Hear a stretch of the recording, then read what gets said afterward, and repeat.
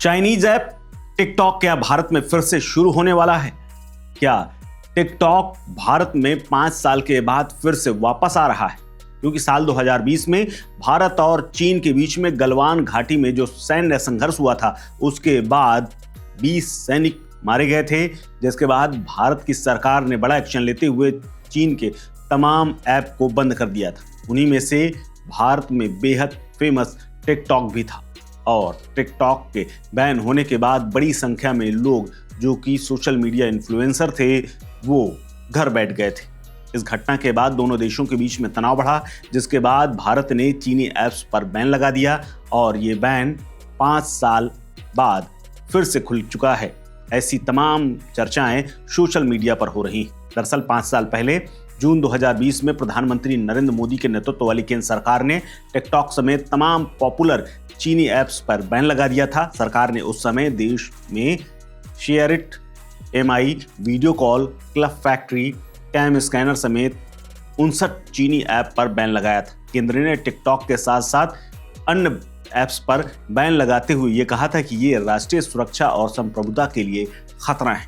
बता दें कि उस समय भारत में टिकटॉक के लगभग 200 मिलियन यानी 20 करोड़ से ज्यादा यूजर्स थे। भारत में 5 साल पहले बैन हुआ टिकटॉक एक बार फिर से इसलिए चर्चाओं में है क्योंकि कहा जा रहा है कि टिकटॉक भारत में वापस आ रहा है। एक रिपोर्ट के मुताबिक 5 साल पहले भारत में बैन किए गए चीन के app video sharing platform TikTok अब भारत में वापस करता हुआ दिख रहा है, क्योंकि उसकी वेबसाइट भारत में खुल रही है। ऐसा इसलिए क्योंकि कुछ यूजर्स ने बताया कि वो टिकटॉक की वेबसाइट एक्सेस कर पा रहे हैं, जिससे भारत में टिकटॉक की संभावित वापसी की अटकलें तेज हो गई।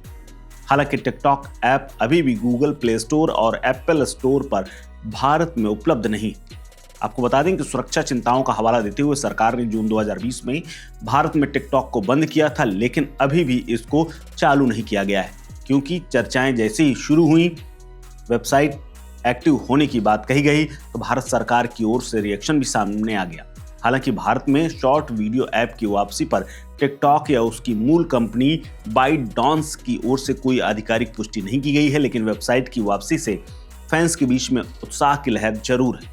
हालांकि कुछ यूजर्स ने एक्स पर यह भी बताया कि वेबसाइट उनके लिए उपलब्ध नहीं है, जिससे भारत में टिकटॉक के चरणबद्ध यानी एक क्रमबद्ध तरीके से शुरू होने के संकेत मिलते हो।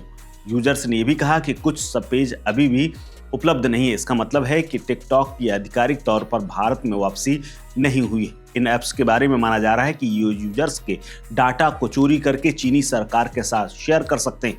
भारत के इलेक्ट्रॉनिक और आईटी मंत्रालय ने अपने बयान में ये कहा था कि ये ऐप्स भारत की संप्रभुता, अखंडता और भारतीय सुरक्षा के लिए खतरा है। ये चिंता चीन के डेटा शेयरिंग कानूनों से जुड़ी हुई थी, जिसके तहत चीनी कंपनियां सरकार के साथ डेटा शेयर करने के लिए बाध्य हैं। हालांकि इस ऐप के बारे में भारत सरकार की ओर से रिएक्शन भी आ गया है।